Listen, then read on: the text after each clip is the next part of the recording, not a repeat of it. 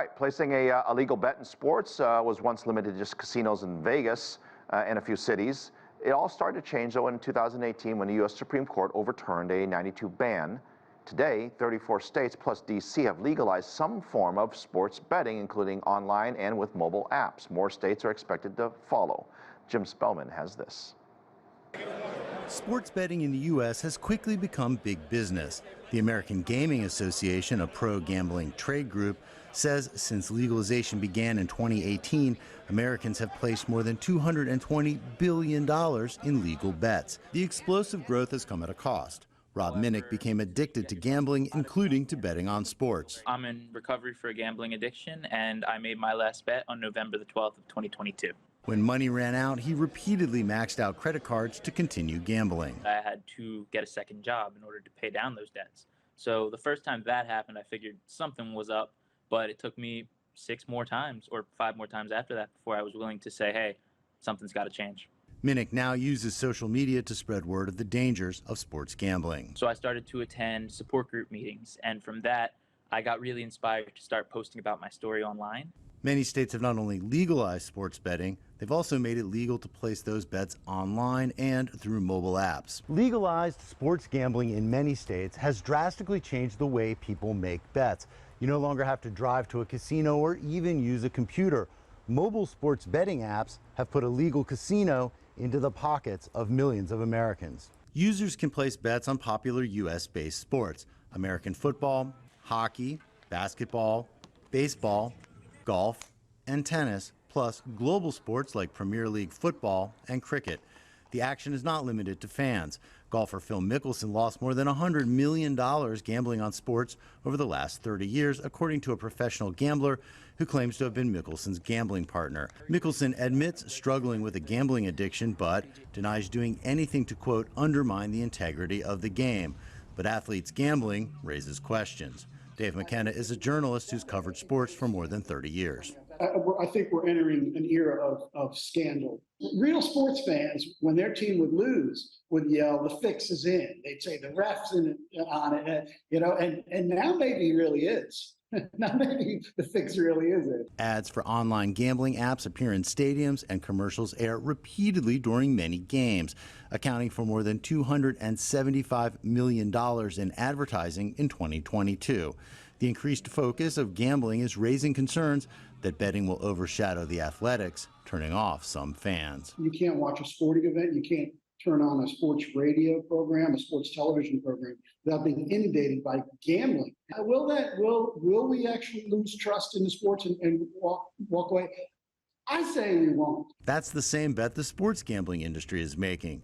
Cable sports network ESPN is starting its own gambling app, and more states, drawn by lucrative tax dollars, are looking to legalize sports betting. Jim Spellman, CGTN, Washington. For more on this, Dustin Gouker, he's a U.S. sports betting and online gambling consultant at Catena Media. Good to see you, and welcome to the show. This rise in sports betting, you know, we've all heard of sort of the March Madness and Super Bowl, but now it's spread to basically regular season sports, and Jim mentioned golf and tennis and so on. Has it gone too far? I mean, there's a lot of betting activity in the United States right now. We're just in the start of the NFL and college football seasons. NFL kicks off next week, and this is actually the most betting activity that you're going to see all year. There is a lot of betting. There's a lot of advertising around it. I'll say this: there's been legal sports betting for about 5 years outside of Nevada, but there's always been offshore sports betting, online casinos that serve people from outside of the U.S. that still operate here. So this is just an expansion of sports betting. I'd say it's a legal and regulated version that didn't exist before, but there's a lot. It's aggressive out there for people. We had basically in 5 years we've turned on a light switch in how much sports betting there is available to people in the United States. Why do these sports league do and allow the sports betting?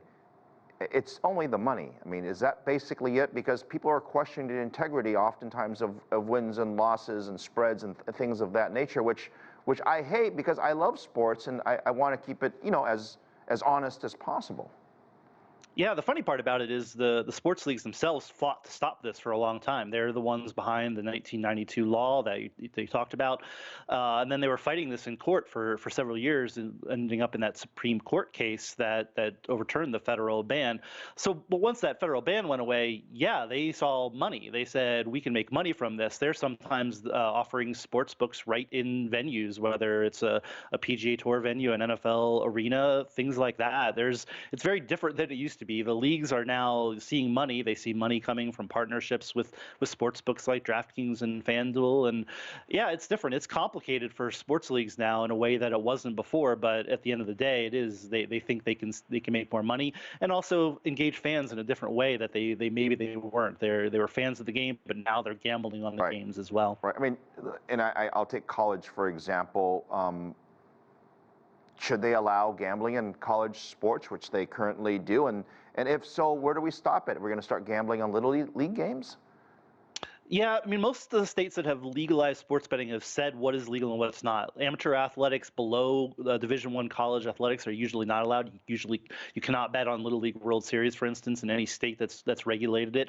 I do think you should regulate it and have insight into it, and because people have been betting on college football either at local bookmakers or around the country for decades, or for the last couple of decades at offshore online casinos. So I think it's important to have that insight and to be able to stop it if it's happening. Right. Because So look, we have examples right now in Iowa where students are getting in trouble. So look, full disclosure, I enjoy a little sports betting from time to time. So I'm not going to say that I'm this perfect person, but here's the problem. There are a lot of people who have addictions, as you heard from Jim, and they get carried away. Why not have limits to how much you can bet? There are limits at blackjack tables. There are limits to almost every gambling part, but when it comes to sports betting, it seems to me that it's a very high limit. yeah, this is where I think the industry can stand to improve. That hasn't really happened in the last 5 years. I think there's a moment right now where there is this introspection where let's try to do better on stopping people from gambling if they're gambling too much, or helping them before they get to even have a problem. Responsible gambling right now is a huge issue in the industry. So yeah, there's a lot to be done. I'm not sure there's been enough because, like I said, there are lots of people out there who are betting too much, and I'm not sure there's enough safeguards always in place to stop them. In this industry, nothing's for sure. It's kind of a gamble in itself, right? I mean, Fubo tried to get into sports betting. They couldn't quite make it. ESPN, Disney trying to figure out what to even do. I mean, they've got a couple joint ventures. I think there's one with Penn Gaming they're working on for ESPN Bet. Even then, that's not really necessarily, that's still in the process of being built. Where's the future for something like ESPN, where you would think it would be a natural fit when it comes to sports betting? Yeah, it remains to be seen. ESPN might be too late to the game, honestly. They've sat out the sidelines for 5 years, figuratively and literally. They haven't really been involved. They've taken advertising money. They have a brand that's one of the best brands in sports right now. So I think they have a chance to succeed, but it's not guaranteed for sure. We have Fanatics, which is also does a lot of the apparel for the leagues themselves. They're getting the sports betting. Yeah, right now it's DraftKings and FanDuel and everybody else, and some of the European companies that are heavyweights like Bet365 also getting into this. But yeah, it's not over yet for the industry. We talk about this like it's been around for a long time, but really 5 years is still pretty nascent in the U.S. Dustin, I could talk about this for a very long time, including the odds of who's going to win the World Series. We'll save that for another time. Good to see you. Have a good weekend. Thank you. Go Phillies. Thanks.